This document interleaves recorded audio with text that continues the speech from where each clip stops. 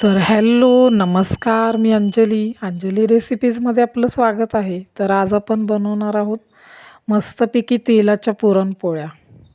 खूप छान होतात तेलाच्या पुरणपोळ्या आणि कोल्हापुरी पद्धतीमध्ये मी पुरणाच्या पोळ्या तुम्हाला तयार करायला शिकवणार आहे.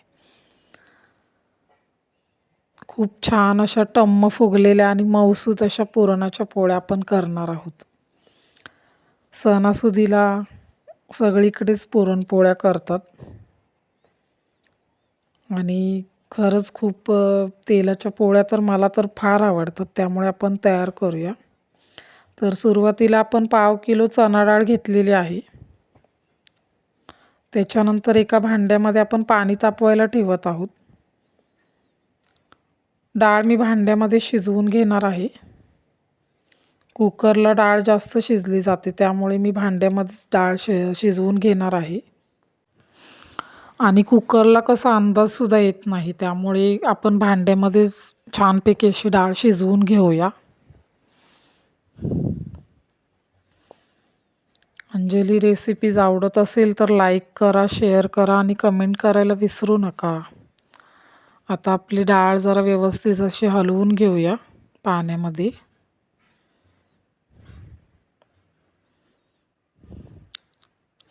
पाणी पूर्ण गरम झाल्याशिवाय डाळ त्याच्यामध्ये ओतायची नाही. अशा पद्धतीने हलवून घेऊया डाळ. आता दुसरीकडे आपण डाळ शिजेपर्यंत कणिक मळायला घेऊया. इकडे मी पाव किलो मैदा घेतलेला आहे आणि पाव किलो गव्हाचं पीठ घ्यायचं आहे. आता हे आपण चाळून घेऊया दोन्ही पण पिठं. चवीपुरतं मीठ घालायचं आहे. त्याच्यानंतर थोडीशी हळद घालायची आहे रंग येण्यासाठी. तेलाच्या पोळ्या जास्तीत जास्त करत नाहीत, कारण जास्त कोणाला जमत नाहीत. त्यामुळे तेलाच्या पोळ्या कोल्हापूर साईडला तर बऱ्याच प्रमाणात केल्या जातात. आता इकडे थोडं थोडं पाणी घालून आपण मऊसूत असं पीठ मळून घ्यायचं आहे.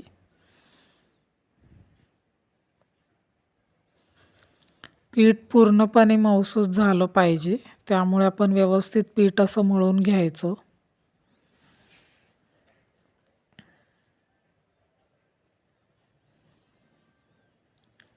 असं व्यवस्थित आपण पीठ छानपैकी असं मळून घेऊया. अशा पद्धतीने आपलं पीठ मळून तयार झालेलं आहे. असं मळायचं पीठ व्यवस्थित एकदम मऊसूत.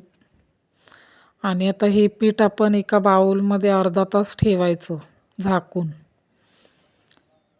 आता इकडे माझी डाळ शिजत आलेली आहे. आपण पुरण तयार करायला घेऊया. पाव किलोला मी पाव किलोच गूळ घेतलेला आहे. आम्हाला जास्त गोड आवडत नाही. तुम्हाला जास्त गोड हवं असेल तर तुम्ही अजून त्याच्यामध्ये ॲड करू शकता. आता पाव किलो गूळ घातल्यानंतर आपण हे व्यवस्थित मिश्रण हलवून घेऊया. त्याच्यानंतर आता मी सुंठ पावडर घातलेली आहे. सुंठ पावडरचा खूप छान वास येत आहे पुरणाला. आणि वेलदोडे पावडर घालायची आहे. वेलदोडे पावडर मी मिक्सरमध्ये साखर घालून बारीक करून घेतलेली आहे, कारण वेलदोडे असे बारीक होत नाहीत, त्यामुळे ते असं सफेद कलरचं दिसत आहे.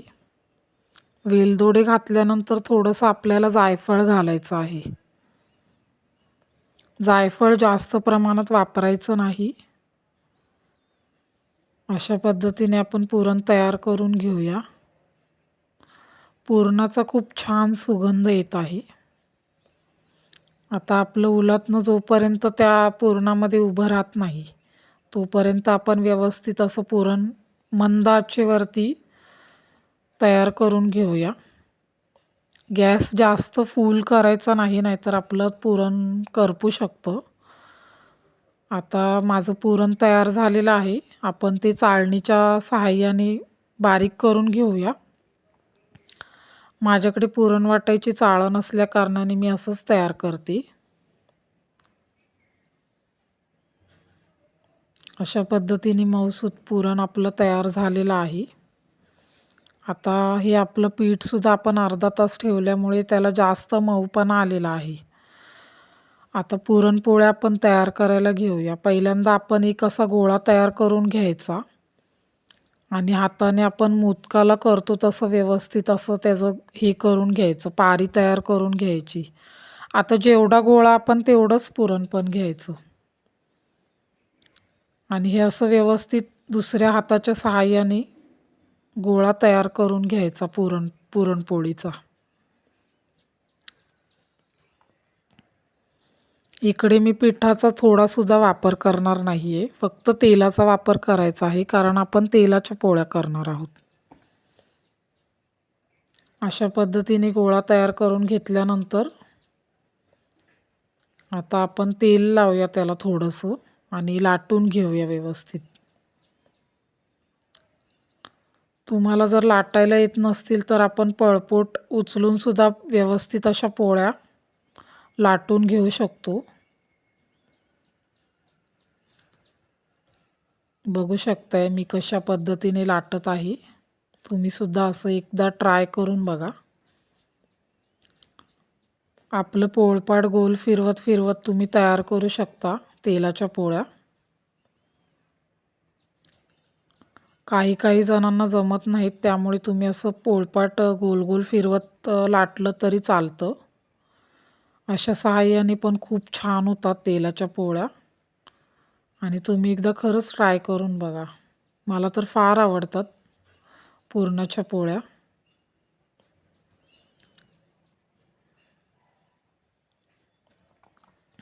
अशा पद्धतीने आपण गोल तयार करून घ्यायचा आहे गोळ्याचा.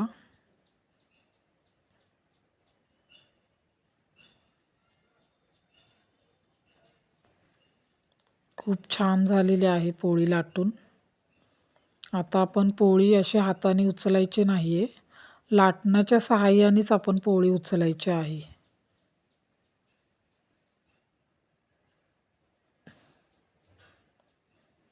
असं तेल लावून लावूनच आपण व्यवस्थित पोळी लाटून घ्यायची.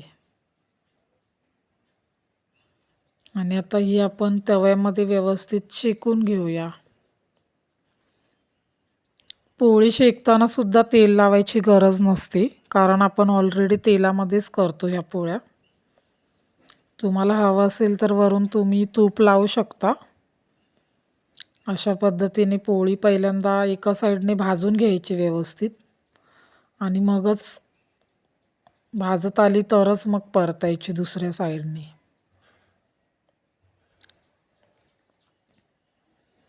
आणि अशा पद्धतीने आपल्या तयार झालेल्या आहेत खमंग तेलाच्या पुरणपोळ्या.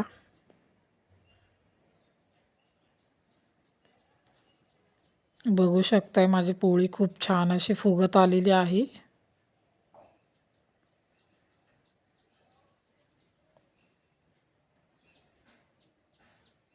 खूप सुंदर अशी पोळी तयार झालेली आहे आपली.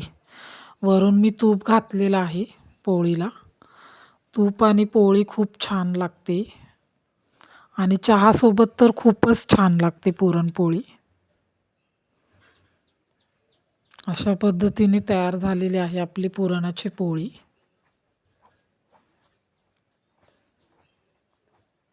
माझी रेसिपी तुम्हाला कशी वाटली, आवडली असेल तर प्लीज सबस्क्राईब करा आणि पुरणपोळ्यांची रेसिपी एकदा करून बघा.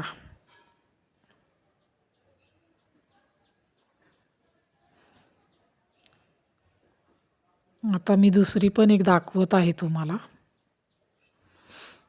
अशा पद्धतीने लाटून घ्यायची व्यवस्थित आणि लाटण्याच्या सहाय्याने पुन्हा एकदा आपण तव्यामध्ये पोळी शेकून घ्यायची.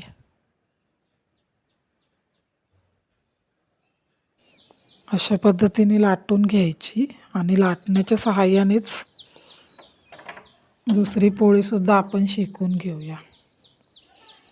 खूप छान होतात त्या पोळ्या, एकदा नक्की ट्राय करून बघा. मस्तपैकी अशी तयार झालेली आहे रेसिपी. बाय. पुरणाची पोळी. बाय. Thank you.